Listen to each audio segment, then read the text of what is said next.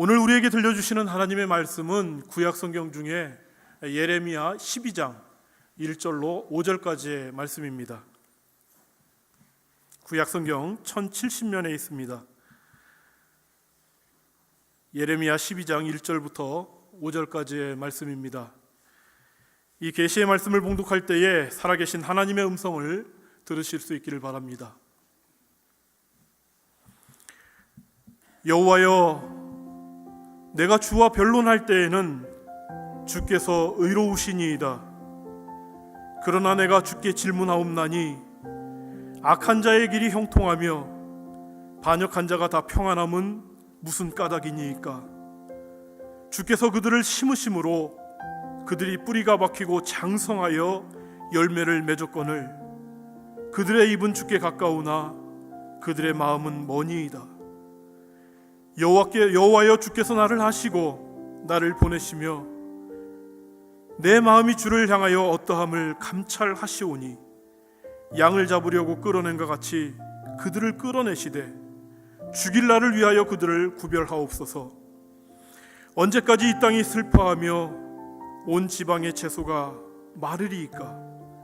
짐승과 새들도 멸절하게 되었사오니 이는 이 땅 주민이 악하여 스스로 말하기를 그가 우리의 나중일을 보지 못하리라 함이니이다. 만일 네가 보행자와 함께 달려도 피곤하면 어찌 능히 말과 경주하겠느냐? 네가 평안한 땅에서는 무사하려니와 요단 강물이 넘칠 때에는 어찌 하겠느냐? 아멘. 여러분들 중에는 골프나 낚시 좋아하시는 분이 많이 계실 줄 압니다. 그런데 골프나 낚시를 좋아하게 되면 주일에 교회 나와서 예배 드리는 것에 많은 어려움을 겪게 됩니다. 왜냐하면 골프나 낚시 그리고 예배는 주로 일주일에 한 번 정도 하게 되는데 이게 하필이면 다 주말이나 주일에 집중되기 때문에 그렇습니다. 여러분, 그런데 매주일 낚시를 하고 골프를 친 경력 20년 정도 되는 사람들과 교회 나와서 예배 드리는 경력 20년 이상 된 그분들의 차이점이 무엇인지 혹시 생각해 본 적이 있습니까? 매주일 낚시를 20년 정도 한 사람은 보통 낚시에 있어서는요, 고수 중에 고수가 되더라고요. 그래서 그분들은 낚시터에 가게 되면 어디에다 낚싯대를 들여야 되는지, 어떤 상황 가운데서 고기를 잡을 수 있는지 그거 다 알고 있습니다. 그리고 조금의 어려운 일이 있어도 그 위기 대처 능력이 발동해 가지고는 아주 능숙하게 고기를 잡는 것을 저는 봤습니다. 골프 경력 20년 정도 되시는 분들도 마찬가지죠. 여러분, 웬만큼 운동신경이 없으신 그 몇몇 분들 제외하고는 한 20년 정도 되게 되면은 거의 프로급 정도로 이렇게 치시지 않습니까? 물론 다 그런 것은 아니에요. 그런데 이상하게도 신앙에 있어서는요, 20년 이상 교회 나와서 예배를 드린 사람, 신앙의 고수가 돼 있어야 될 텐데 그렇지 못하는 경우가 참 많이 있습니다. 20년 이상 교회 다니는 분이나 지금 신앙생활 처음 시작하는 분이나 별 차이가 없는 경우를 자주 보게 돼요. 다시 말씀드리면 다 그런 것은 아닙니다. 여러분, 우리가 잘 알고 있는 것처럼 사람이 어떤 일을 하든지 10년만 열심히 한다면 그 분야에 웬만큼 전문가가 되죠. 그런데 안타깝게도 신앙생활은 20년을 했는데도 불구하고 별다른 변화가 없으신 분들이 참 많이 있습니다. 말씀드린 대로 골프나 낚시 경력 20년 정도 되면 현장에 있을 때 자기가 지금 무엇을 해야 되는지 잘 압니다. 위기 대처 능력도 뛰어납니다. 웬만한 문제는 스스로 다 해결해냅니다. 그런데 유독 신앙에 있어서만큼은 예외인 경우가 참 많아요. 조그만 어려운 일이 생겨도 혼자서는 감당을 하지 못하는 경우가 많이 있죠. 신앙의 위기 대처 능력이 전혀 없습니다. 여러분, 작게는 교회 안에서 관계 속에서 발생하는 작은 갈등, 상처로 인해서 신앙의 위협을 당하게 되면 능히 이겨낼 수 있어야 되는데, 여러분, 진짜 그럴 때 믿음의 실력 발휘가 좀 돼야 되는데 어떻습니까? 그렇지 못할 때가 참 많아요. 전에도 담임 목사님께서도 말씀하신 것처럼 조그만 상처에도 분노하죠. 결국에는 기분 나빠서 나 천국도 안 간다 이런 얘기나 하고 말이에요. 여러분, 좀 더 나아가서 우리 삶에는 삶의 현장에서 당할 수밖에 없는 어려운 문제들이 있습니다. 여러분, 물질의 문제 어떻습니까? 건강의 문제, 자녀들의 문제, 또 사업의 문제, 취업의 문제. 제가 미국에 오니까는요, 이 신분의 문제도 상당히 어렵습니다. 그리고 좀 더 심하게 되면 그 고난의 문제, 고통의 문제가 절망의 문제, 좌절과 낙심의 문제로 다가오게 되죠. 여러분, 그럴 때마다 오늘 우리에게 있는 믿음, 이 신앙이 실력 발휘가 제대로 되어서 위기대처 능력을 좀 발휘해 주면 좋으련만 그렇지 못하는 경우가 태반입니다. 신앙생활을 처음 시작하는 분들이야 충분히 그럴 수 있다고 우리가 생각할 수 있죠. 그런데 문제는 신앙 경력이 지금 10년이 넘었어요. 20년, 아니 평생을 신앙생활했음에도 불구하고 별 차이가 없으신 분들 너무 많습니다. 정말 결정적일 때 믿음의 능력, 신앙의 능력이 나타나야 되는데 오늘처럼 이렇게 편안하게 예배드리는 이 예배 현장에서는 신앙의 고수, 그런 신앙인이 없단 말이에요.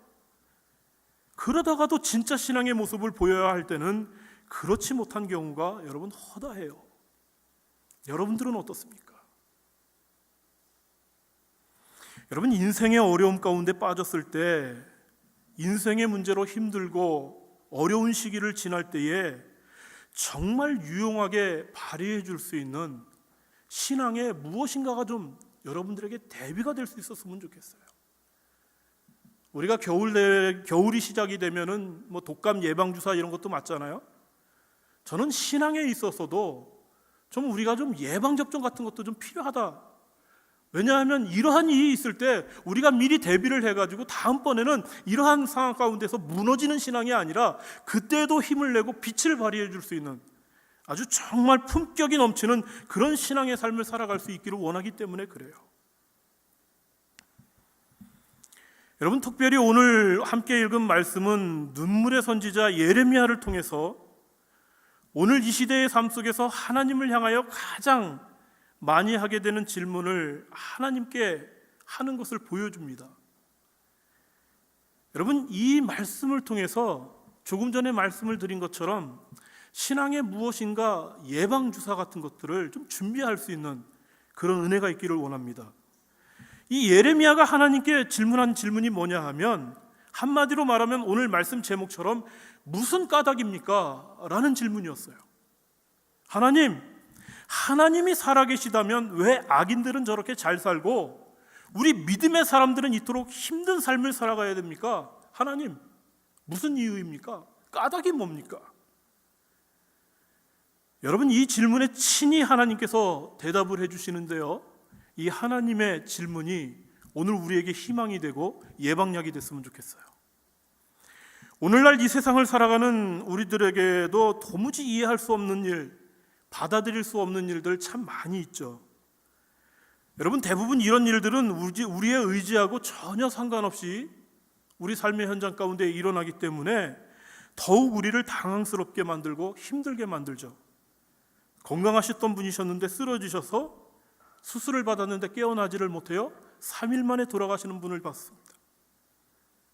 평소에 건강을 자신했던 분이셨는데 암에 걸렸다는 진단과 함께 살 수 있는 날이 며칠 안 된다.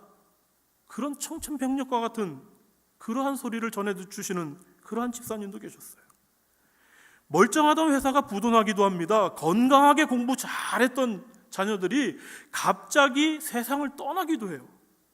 여러분, 이런 일들이 하나님을 믿는 우리를 좀 피해서 일어났으면 좋겠는데 결코 그렇지 않아요.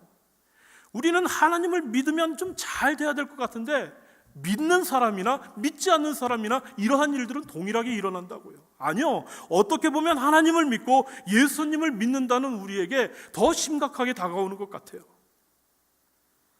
그리고 더욱 안타까운 것은 이런 일들이 남의 얘기만 같았는데 실제로 우리 너무 가까운 거리에서, 아니 나에게서 일어나고 있는 일들이 실제로 우리 가운데 있기 때문에 받아들이기가 더욱 힘들죠. 여러분, 이런 상황 가운데에서 어떤 해결책을 여러분들은 갖고 계십니까? 하나님은 지금 어디 계십니까? 하나님께서 살아계신다면 왜 이러한 고난과 고통의 문제가 내 삶 가운데 있는 것입니까? 여러분, 그냥 울부짖는 것으로 해결책을 찾겠습니까? 너무나도 많은 사람들이 이와 같이 힘들고 고통스러운 상황 가운데에서 좌절과 절망 가운데에서 고민하다가 아예 하나님께로부터 등을 돌리는 경우를 저는 정말 많이 봤습니다. 그런데요, 오늘 우리가 가지고 있는 이러한 질문은, 이러한 고민은 우리만의 이야기가 아니라는 것을 성경이 우리에게 전해주고 있습니다. 그리고 그러한 이야기들을 통해서 하나님의 해답을 이미 우리에게 너무나도 선명하고 분명하게 가르쳐 주셨어요. 여러분, 시편 73편의 말씀을 보게 되면 하나님의 사람이었던 아삽이라는 분도 우리와 똑같은 문제로 하나님 앞에 질문합니다. 시편 73편 1절부터 5절의 말씀을 제가 세번역 성경으로 읽어드리겠습니다. 하나님은 마음이 정직한 사람과 마음이 정결한 사람에게 선을 베푸시는 분이건만 나는 그 확신을 잃고 넘어질 뻔했구나. 그 믿음을 저버리고 미끄러질 뻔했구나. 그것은 내가 거만한 자를 시샘하고 악인들이 누리는 평안을 부러워했기 때문이다. 그들은 죽을 때에도 고통이 없으며 몸은 멀쩡하고 윤기까지 흐른다. 사람들이 흔히들 당하는 그런 고통이 그들에게는 없으며 사람들이 의뢰당하는 재앙도 그들에게는 아예 가까이 가지 않는다. 여러분, 아삽은요, 분명하게 하나님이 어떤 분인지 먼저 알고 있었습니다. 그가 알고 있는 하나님은 마음이 정직한 사람과 정결한 사람에게 선을 베푸시는 분, 우리와 동일하게 하나님에 대해서 알고 있죠. 그런데 그런 하나님을 알고 믿었던 아삽이었는데 이 시편의 말씀을 통해서 오늘 우리 평범한 사람들과 너무나도 동일한 고백하고 있는 거예요. 여러분, 저는 하나님의 사람, 그것도 성경에 자신의 신앙의 고백을 딱 성경 말씀에 집어넣을 정도로 훌륭했던 믿음의 사람도 이 정도의 고백을 했다는 것에 정말 큰 위로를 받았습니다. 아삽이 이렇게 고백해요. 나는 그 확신을 잃고 넘어질 뻔했구나. 그 믿음을 버리고 미끄러질 뻔했구나. 여러분, 왜 그랬을까요? 이거 아삽도 분명하게 경험한 거예요.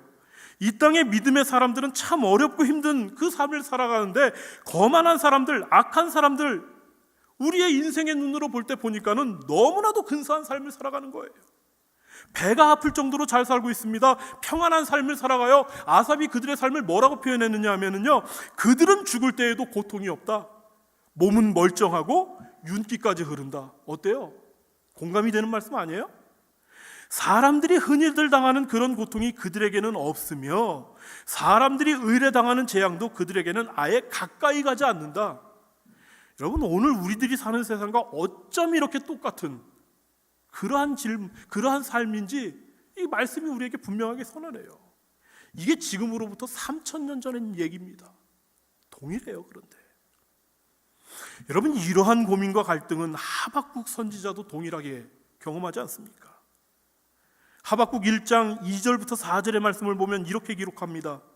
살려달라고 부르짖어도 듣지 않으시고 폭력이 일어나고 있습니다 라고 외쳐도 구해주지 않으시는 주님, 언제까지 그러실 겁니까? 어찌하여 나로 불의를 보게 하십니까? 어찌하여 악을 그대로 보기만 하십니까? 약탈과 폭력이 제 앞에서 벌어지고 다툼과 시비가 그칠 사이가 없습니다. 율법이 해이하고 공의가 아주 시행되지 못합니다. 악인이 의인을 협박하니 공의가 왜곡되고 말았습니다. 왜? 하나님이 살아계시는데 이 땅의 의로운 자들은 부르짖어도 하나님은 보이지도 않고 악인들만 득세하느냐? 왜 이 땅에 정의가 이루어지지 않느냐? 이것이 바로 하박국의 질문이었어요. 여러분, 이 하박국의 질문 역시 아삽의 질문, 그리고 오늘 우리 시대의 질문과 동일한 질문 아니겠습니까? 이러한 질문은요, 오늘 우리가 읽은 예레미야 선지자의 이 질문에도 그대로 나타나고 있죠. 예레미야 12장 1절부터 4절의 말씀을 보게 되면 예레미야도 이런 문제에 대해서 도무지 이해가 되지 않아서 하나님께 질문해요. 여러분, 예레미야 12장 1절부터 4절의 말씀을 우리 함께 읽겠습니다. 여호와여, 시작.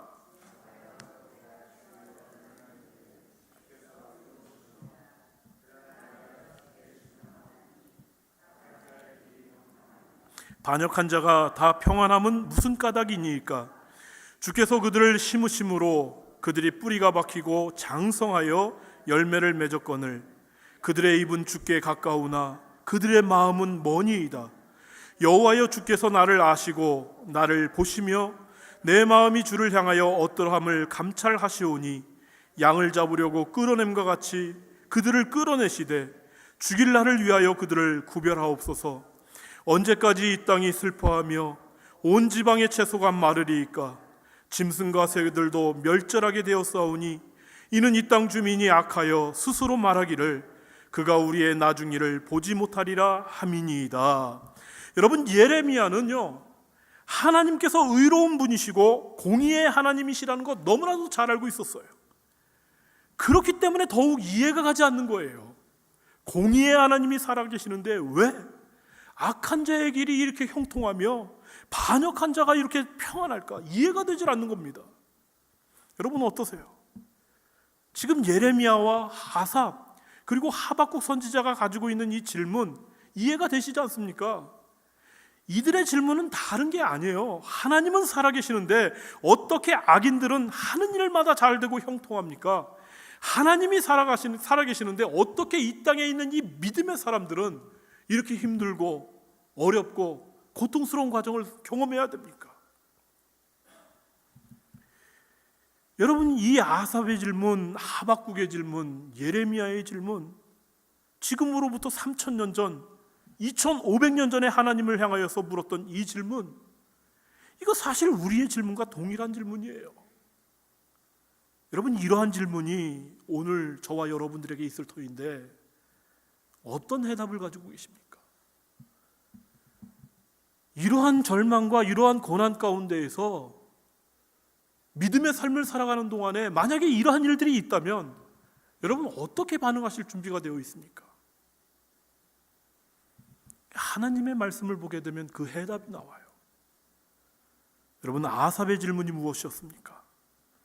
아삽은 자기는 거의 넘어질 뻔하였는데, 미끄러질 뻔하였는데 악인은 형통한 것 이해가 안 갔어요. 그들은 죽을 때에도 고통이 없어요. 몸은 멀쩡하고 윤기까지 흘러요. 사람들이 흔히들 당하는 그런 고통이 그들에게는 없어요.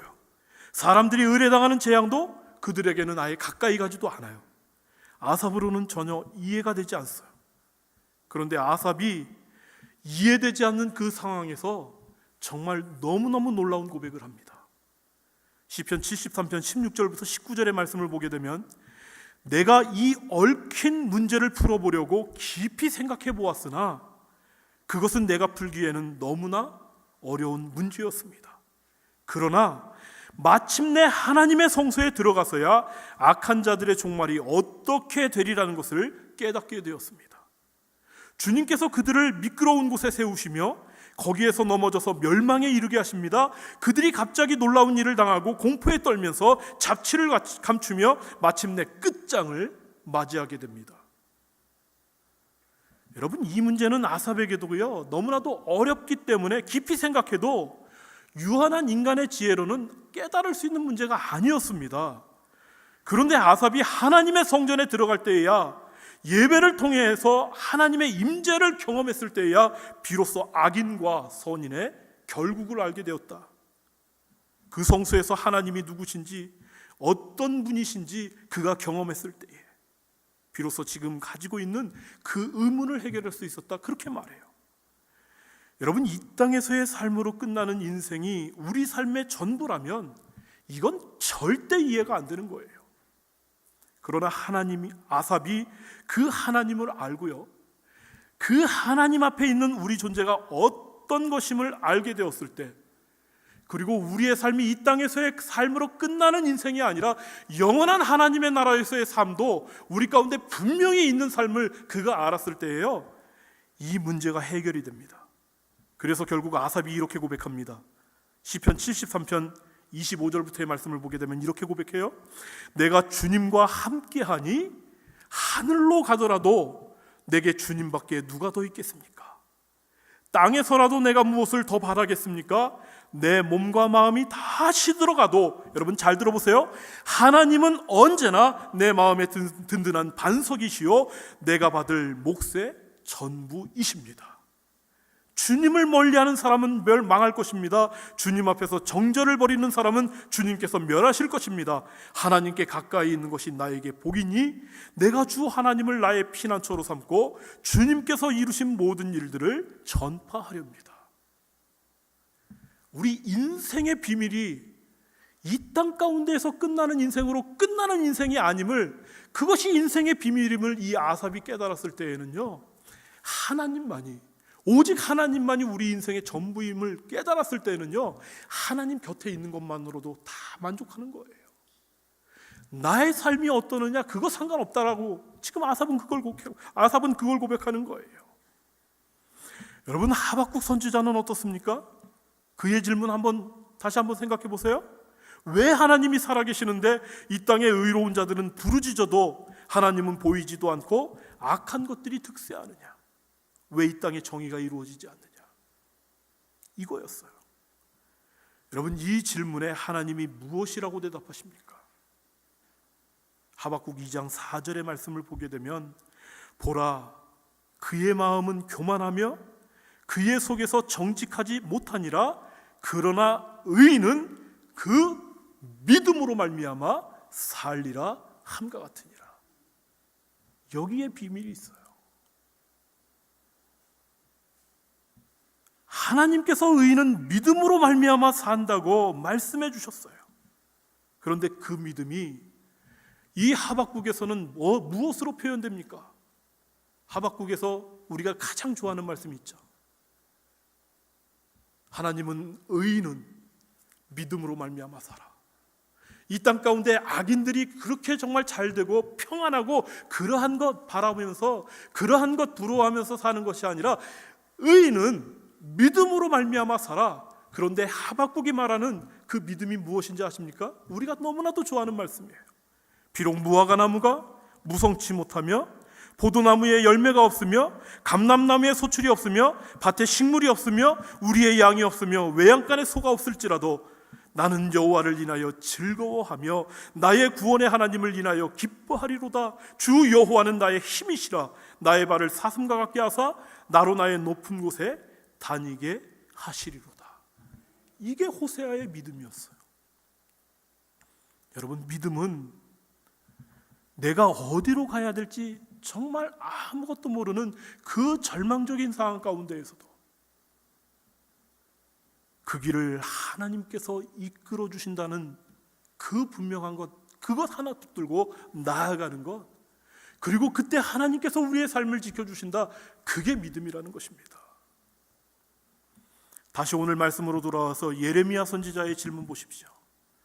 왜 믿음의 사람들은 이토록 고통스러운데 악한 자의 길이 형통하며 반역한 자가 평안할까? 여러분, 하나님께서 이 질문에 예레미야 12장 이 5절의 말씀을 통해서 분명하게 답해 주시는 것입니다. 우리 5절 말씀 함께 큰 목소리로 확신을 가지고 읽겠습니다. 만일 시작.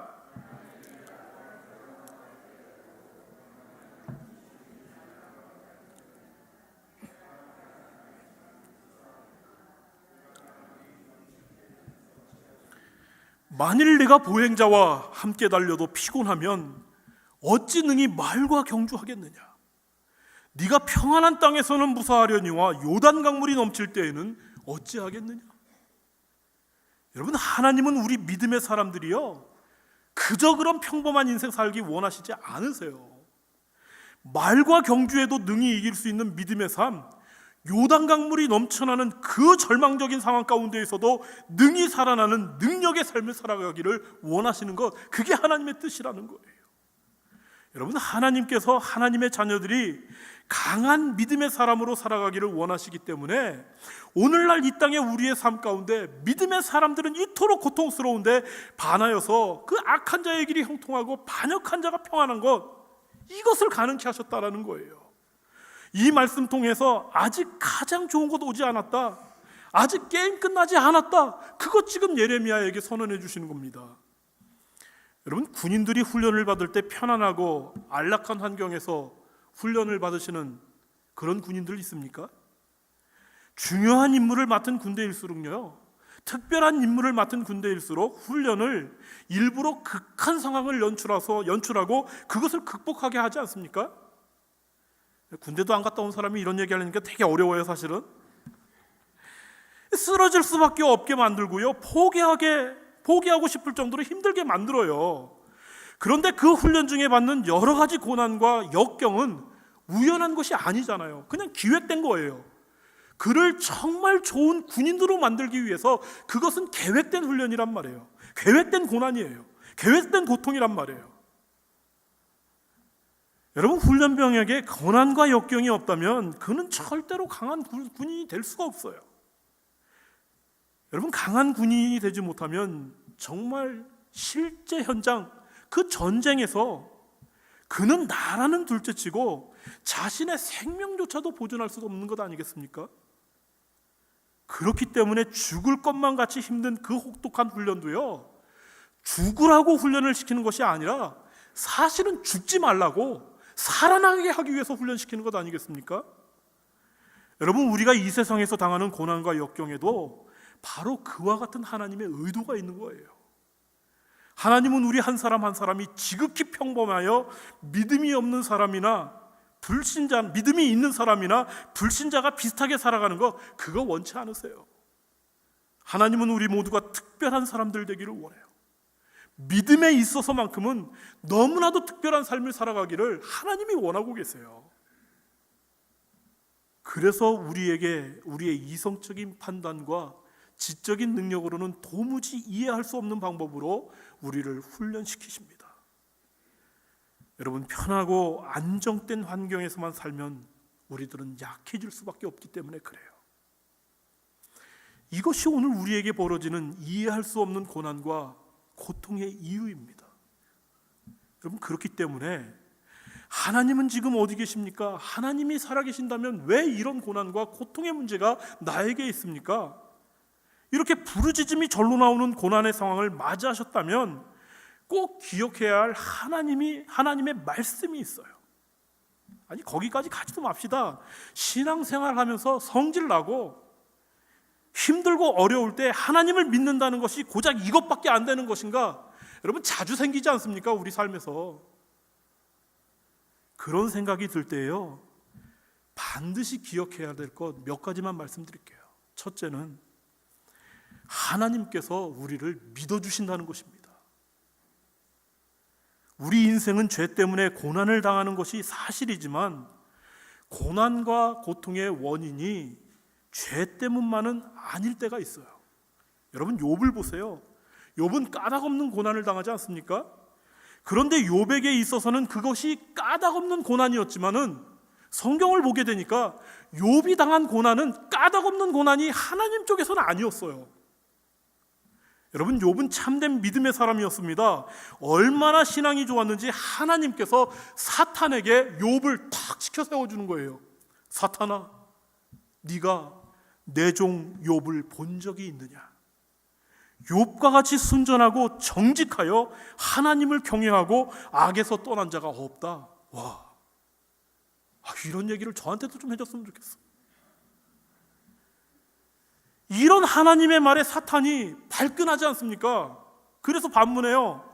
하나님이 욥에게 복을 주니까 욥이 그런 것 아니겠습니까? 욥도 하나님 별 수 없습니다. 하나님이 한번 고통에 빠지게 해보십시오. 그 즉시 하나님을 원망하고 하나님께 손가락질할 것입니다. 여러분, 욥이 당한 고난은 죄로 인한 고통과 고난이 아니에요. 욥을 향한 하나님의 신뢰, 하나님의 믿음이 있었기 때문에 그래? 그럼 네가 한번 해봐. 아마 욥은 네 말처럼 그러지 않을 거야. 그 어떤 고난과 고통의 상황 가운데 있어도 그의 믿음 안 변해. 왜? 내가 그거 믿고 있거든. 여러분, 이해할 수 없는 고난 앞에서 신앙의 치명적인 상처를 받아서 시험받아서 하나님께로부터 떠나는 인생이 아니라 하나님께서 나를 믿고 계심을 확인할 수 있는 그 좋은 기회가 우리에게 있어야 됩니다. 여러분 말씀 눈여겨보세요. 하나님께서는 예레미야의 질문에 말과 경주에도 이기는 믿음의 삶, 요단강물이 넘칠 때에도 능히 살아나오는 그런 믿음, 이걸 얘기한 이유가 어디에 있겠습니까? 내가 너 믿어. 내가 너희들 믿고 있어. 그것 아니겠어요? 이 말씀 자체가 하나님이 우리를 믿어주신다는 것을 전제하고 있는 거예요. 아니면 이렇게 했겠습니까? 둘째는 하나님은 우리가 하나님이 어떤 분이신지 그것을 통해서 알기를 원하세요. 이 출애굽한 백성들이 홍해를 건너지 않았습니까? 바닷물이 갈라지고 이스라엘 백성들이 다 건넜어요. 그들을 애굽의 기병들이 막 쫓아왔죠. 그러자 어떤 일이 벌어집니까? 이스라엘 백성들은 다 건너니까는 이제 완전히 그 바닷물이 잠기게 돼가지고는 애굽의 기병들, 군인들이 다 죽어버려요. 그러한 것을 보면서 하나님을 찬양하지 않을 수 없는 거예요. 정말 그들에게 감격과 감동이 밀려와서 하나님을 노래해요. 그런데 하나님을 찬양하는 백성들에게 다가온 것은 물이 없는 고통이었지 않습니까? 물이 없는 상황 가운데에서 발견된 것은 마라의 쓴 물, 먹을 수 없는 물이었어요. 그러한 고통의 상황 가운데에서 그들이 하나님께 부르짖었을 때에 어떠한 일이 벌어집니까? 하나님이 그들에게 하나님 당신을 계시해 주지 않습니까? 거기서 하나님께서 보여주신 하나님의 모습은 뭐예요? 나는 여호와라파 치료하는 하나님이다. 하나님 당신을 우리에게 보여주시는 거예요. 이 고난의 상황 가운데 그 하나님을 알 수 있는 그 놀라운 은혜가 있다라는 얘기입니다. 여러분 예레미야도 보세요. 오늘 3절의 말씀을 보게 되면은요, 주께서는 나를 아시고 나를 보시고 내 마음이 주를 향하여 어떠함을 감찰하시는 분이다. 정확하게 표현합니다. 그가 고통 가운데 있을 때 하나님이 여전히 나를 보시고 계세요. 하나님이 여전히 나를 아시고 계세요. 하나님이 지금 여전히 나를 감찰해 주세요. 이게 경험이 되는 거예요. 그 고난 가운데서 말입니다. 세 번째로는 하나님은 우리가 강하게 자라나기 원하세요. 여러분 자녀가 태어나서 어렸을 때에는 부모의 도움을 받는 거 당연하지 않습니까?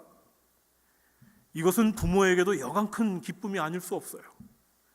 저도 아이들 넷을 키우면서 느끼는 것이지만 여러분 정말 애 키우는 것 힘들고 벅차요. 제가 키우지도 않지만 이런 얘기를 합니다. 그렇지만 자라나는 모습 보게 되면은요, 그 자라나는 모습을 통해서 얻게 되는 기쁨, 그건 세상 어디에서도 얻을 수 없는 기쁨이에요. 그런데 분명한 것은 이런 아이들이 장성하여서 어른이 되었는데도 불구하고 여전히 부모의 도움을 바란다? 그거는 옳지 않아요. 하나님도 마찬가지입니다. 하나님은 우리가 하나님의 자녀로 거듭났을 때 엄청난 은혜와 사랑으로 우리를 보호해 주시죠. 그러나 하나님은 우리가 자라나기를 원하세요. 성장해 가기를 원하세요. 어느 정도 자라가기를 원하느냐? 오늘 말씀의 기준은 말과 경주에도 이기는 그 놀라운 믿음, 요단 강물이 차고 넘치는 그 극한 상황 가운데에서도 능히 살아날 수 있는 그 정도의 신앙의 삶으로 우리가 자라나기를 원하신다는 거예요.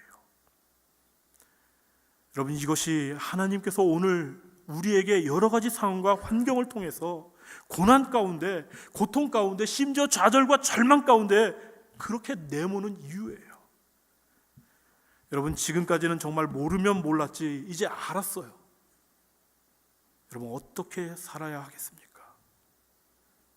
여전히 신앙생활 10년이 지났는데, 20년이 지났는데, 나 평생 동안 신앙생활 하다가 내일 모레면 하늘나라, 죄송합니다, 거기까지는 안 갈게요. 그렇게 살았는데 이제 좀 달라야 되는 것 아니겠습니까? 여러분 진짜 실력 발휘 좀 해야 되는 것 아니겠어요? 몇 해 전에 국제시장이라는 영화를 봤습니다. 여러분들도 아마 다 보셨을 거예요. 이 영화는 오늘 이 시대를 살아가는 아버지들, 특별히 6.25 전쟁을 경험한 이 시대의 아버지들, 당신들의 인생이었는데 정작 그 인생 안에는 당신들이 없었던 우리의 아버지들을 위로하기 위한 영화였다. 저는 그렇게 판단합니다. 그 영화 이야기를 하면서 말씀을 마치겠습니다. 6.25 전쟁 때 함경도 흥남에서 이 주인공 덕수의 가족이 피난을 가던 중에 어린 동생을 잃어버리게 되죠. 잃어버린 어린 동생을 찾으러 간 아버지와도 헤어지게 되는데, 아버지는 그 아들 덕수에게 이렇게 얘기하죠. 아버지가 없으면 네가 가장이고 가장은 집안을 잘 보살펴야 돼. 그렇게 당부해요. 아버지와 헤어져서 덕수는 가장으로서의 역할을 하기 위해서 최선을 다하지 않습니까? 독일의 광부로 파견 근무를 다녀오게 됩니다. 선장이 되겠다는 꿈을 꾸고 해양대학에 합격했는데도 불구하고 가정을 위해서 또 월남전에 다녀오게 됩니다. 자신의 꿈도 포기한 채 오직 아버지의 말씀을 지키기 위해서 가장으로서 그 고통 중에도 최선을 다하는 가운데 세월이 흘러가요. 어느덧 덕수도 백발의 노인이 되지 않습니까? 사람들은 그런 덕수를 지독한 노인네라 이렇게 손가락질해요. 심지어 가정의 자녀들도 아버지를 무시합니다. 이해하지 못해요. 여러분, 영화의 마지막 부분에서 노인이 된 덕수가 가족들 모두가 거실에서 아이들의 재롱을 보면서 단란한 가정의 행복을 노래할 때 조용히 자기의 방으로 들어오지 않습니까? 그리고는 아버지의 사진을 보면서 눈물을 펑펑 흘리면서 사진 속 아버지에게 이렇게 얘기해요. 아버지, 내 약속 잘 지켰지? 이만하면 내 잘 살았지? 근데 내 진짜 힘들었거든요. 그때 아버지의 환영이 나타나서 어린 덕수를 안아줘요. 그리고는 장하다, 잘했다 칭찬해줘요. 펑펑 울면서 영화가 끝이 나지 않습니까? 전 이 장면을 보면서 이것이야말로 이 땅을 살아가는 우리들의 모습이다 생각이 들었어요. 여러분, 우리가 이 땅에서 믿음을 가지고 사는 인생 힘들고 고단합니다. 너무 어려워요. 눈물이 없이는 들을 수 없는 이야기도 정말 많아요. 그런데 그렇게 우리가 살아가다가 주님 앞에 설 때에 여러분, 어떤 일이 생길 것 같아요? 주님 앞에서 우리의 심령 저 깊숙한 곳에서 저는 이런 고백이 여러분들에게 터져나오기를 축복합니다. 하나님 아버지, 내 약속 잘 지켰지? 이만하면 내 잘 살았지? 근데 저 정말 힘들었습니다. 하나님. 여러분, 그때 우리를 믿어주시는 하나님, 우리를 안아주시면서 어떻게 말하시겠습니까? 어떻게 말씀해 주시겠습니까? 장하다 내 아들, 장하다 내 딸.